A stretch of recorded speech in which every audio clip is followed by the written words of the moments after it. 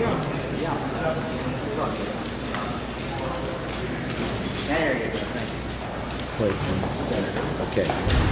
All right. Good afternoon, folks. Sorry we're a little late. Well, first, it's going to be my pleasure to introduce now two of our new senators. They are now senators now. Senator Schiff and Kim joining me here today. It's their first day in the Senate. They're already rolling up their sleeves and getting to work. Last night, senators cast their first vote to confirm Tiffany Johnson. That marks 231 of President Biden's lifetime appointments. And we're going to continue negotiations to get a comprehensive disaster bill done. In 2024, we had 24 major disasters. We need to get the money done, and we're hoping to get as generous a package as possible. On the Press Act, very important to us to preserve the press. Senator Wyden will lead a UC today. We hope Republicans don't block it. And on Senator Rubio, I met with President-elect Trump's nominee for Secretary of State. We had a good and productive meeting.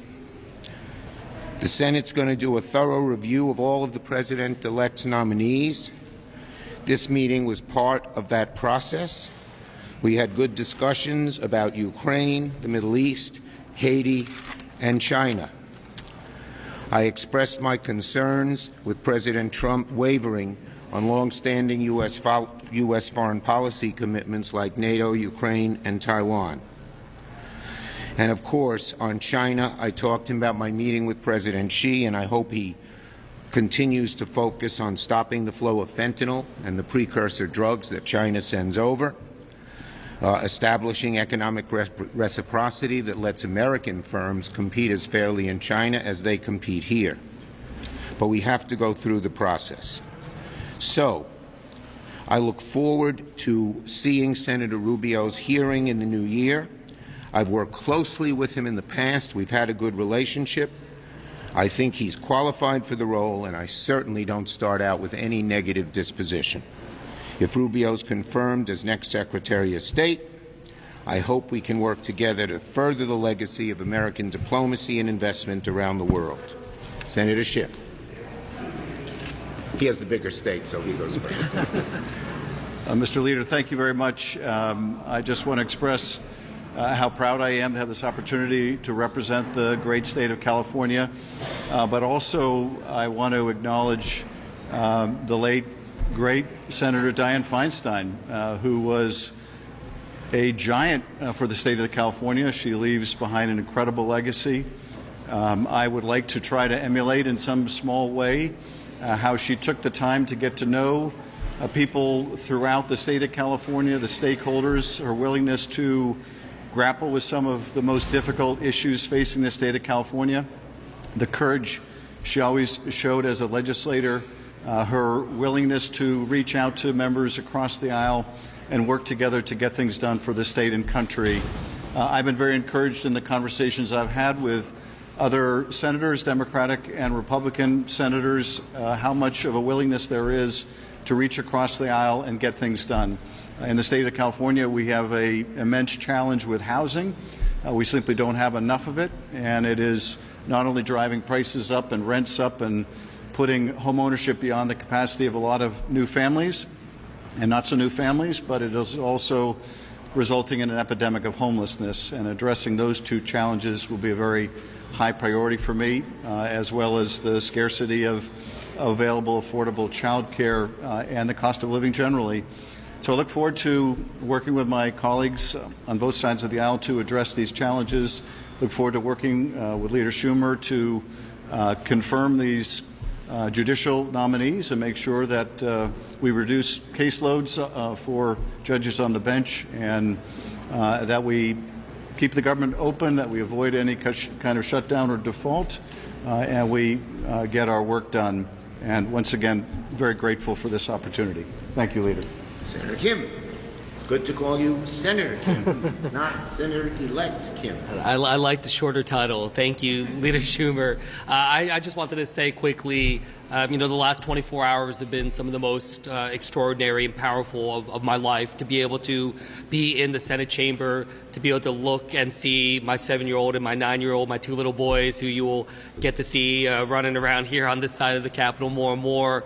I would say it was one of the first moments I've ever got to experience of my kids feeling that genuine pride in what their father does.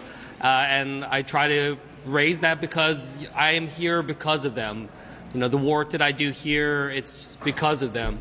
I worry about what kind of America my 2 little boys are growing up in, and I want to use this job, use my opportunity here to try to shape that as best as I can, give them the kind of stability, the kind of future that they deserve, the same kind of future that my parents 50 years ago came to America to try to provide for me and my sister. I had a very emotional conversation with my mother yesterday. So proud that her son, on the 50th anniversary of our family coming to America, I now get sworn in as the first Korean American ever in the United States Senate.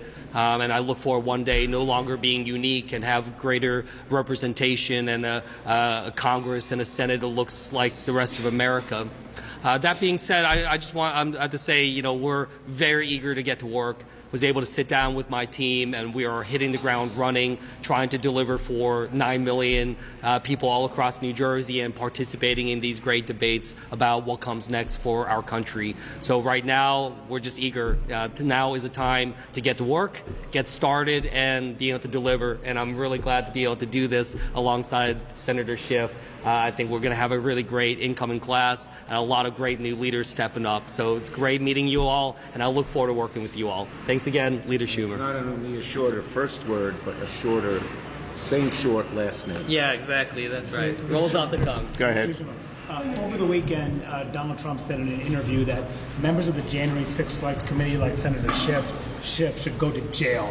Your reaction to that, and should President Biden consider preemptive pardons for anyone Trump may go after? Look, the bottom line is we all know that Senator Schiff did a very, very good job on the hearings. He broke no laws whatsoever, and the truth stands for itself. Yes. The NDAA came out of the Rules Committee with a number of pro-life provisions, conscious protection provisions. Democrats have said in the past that these are poison pills. What are you going to do? We're going to wait and see what the House does first. How long do you want a CR to go until in fact pass a CR next week? Well, look, there was no secret that on this side most of us wanted an omnibus. We didn't. The House Speaker insisted he couldn't do an omnibus given his situation in the House, and so we're trying to get the CR to go as long as possible. I think it'll land somewhere in the middle of March. Last How do you see the path to getting a government funding deal in the first 100 days of Donald Trump? What's going to be different? And can we get Senator Schiff's response to Manu's question? Well, the bottom line is very simple, and that is that we Democrats are going to try to work with the Republicans when we can in a bipartisan way, but we're going to stand by our principles, and we're not going to let crucial programs be decimated. We're going to do everything we can to stop that from happening. Senator Schiff, go ahead. I don't think the incoming president should be threatening his political opponents with jail time. That's not the kind of talk we should hear from a president in a democracy. Nor do I think that a pardon is necessary for the members of the January 6th committee. We're proud of the work we did on that committee. It was a fundamental oversight obligation to investigate the first attempt to interfere with a peaceful transfer of power in our history. Many of you were here in this building during that violent attack, and we're proud of the work we did to expose what went into that once-in-history effort to interfere with the transition of power. You did a great job, and that'll stand for itself.